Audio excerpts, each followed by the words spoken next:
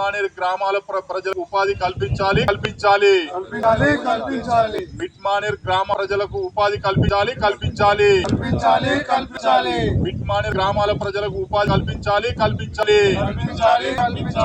కాంగ్రెస్ ప్రభుత్వం ఇచ్చిన మాట కారిడార్ ని ఏర్పాటు చేయాలి. కాంగ్రెస్ ప్రభుత్వం ఇచ్చిన హామీ నిలబెట్టుకోవాలి. కారిడార్ ఏర్పాటు చేయాలి. బేషరతుగా కారిడార్ ఏర్పాటు చేయాలి. ముప్పు గ్రామాల ప్రజలకు ఉపాధి కల్పించాలి. ముప్పు గ్రామాల ప్రజలకు ఉపాధి కల్పించాలి.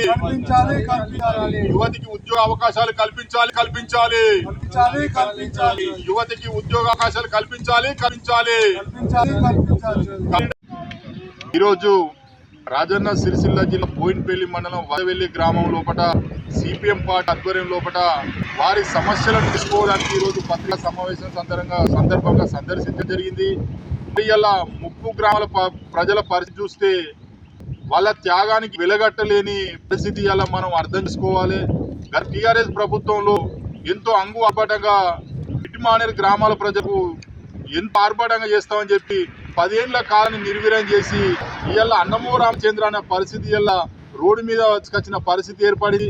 మరి ప్రాంత ప్రజలకు లబ్ధి చేకూర్చే విధంగా మరి ఇక్కడ రైతాంగం త్యాగం చేసిన ఉద్దేశం మంచిదైనప్పటికీ వారికి ఎంత ఇచ్చినా కూడా ఇలా ప్రభుత్వాలు వెలగట్టలేని పరిస్థితి. మరి గత టీఆర్ఎస్ ప్రభుత్వం ఎన్నో హామీలు ఇచ్చి కూడా కనీసం ఉపాధి కూడా కల్పించిన పరిస్థితి లేకుండా దిక్కుచేసిన పరిస్థితి రోడ్డు మీద తీసుకొచ్చిన పరిస్థితి ఇలా టీఆర్ఎస్ ప్రభుత్వంలో చూసినాం. అదే సందర్భంలో మరి కాంగ్రెస్ పార్టీ కూడా ఎన్నో సందర్భాలలో మీటింగ్ పెట్టి సభలు పెట్టి మేము అధికారంలో వస్తే ఈ ముప్పు గ్రామాల ప్రజలకు కార్యాలు ఏర్పాటు చేసి చదువుకున్న యువతి యువకులకు ఉద్యోగ అవకాశాలు కల్పిస్తా అని చెప్పి ఇలా అధికారం వచ్చి దాదాపుగా ఇంకో మాపైతే 2 సంవత్సరాలు పూర్తిగా వస్తున్నా కూడా మరి ఆ కారిడార్ దిశగా ప్రభుత్వం ఎటువంటి చర్యలు తీసుకున్నా కూడా ఎక్కడా కనబడడం లేదు.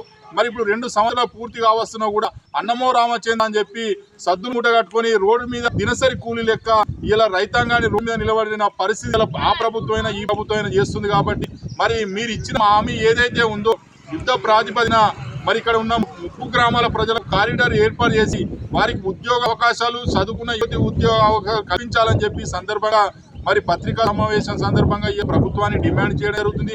ఎందుకంటే మీరు ఇచ్చిన హామీనే కాబట్టి ఆ హామీని నిలబెట్టుకోవాలని చెప్పి ఇలా ముప్పు గ్రామాల ప్రజల తరఫున అందరి తరఫున ఇలా సిపిఎం పార్టీగా ఇలా కాంగ్రెస్ ప్రభుత్వాన్ని డిమాండ్ చేయడం జరుగుతుంది.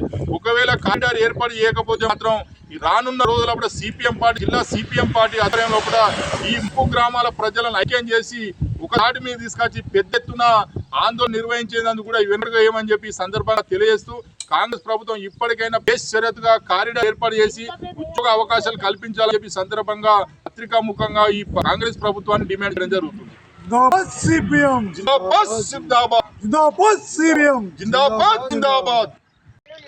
మాకు అది పని చేద్దామంటే సత్తు కట్టుకొని ఈ ఊరికి ఆ ఊరికి పల్లెలకు పోతున్నాం.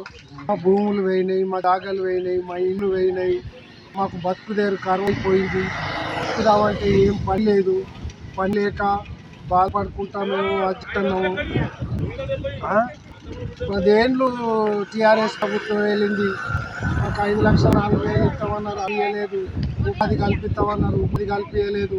ఇప్పుడు కాంగ్రెస్ ప్రభుత్వం వచ్చింది. ఆ కాంగ్రెస్ ప్రభుత్వం కూడా 5,04,000 ఇప్పిస్తామన్నారు, అది లేదు, ఇది లేదు, దానికోసం లేదు, వదలలేదు.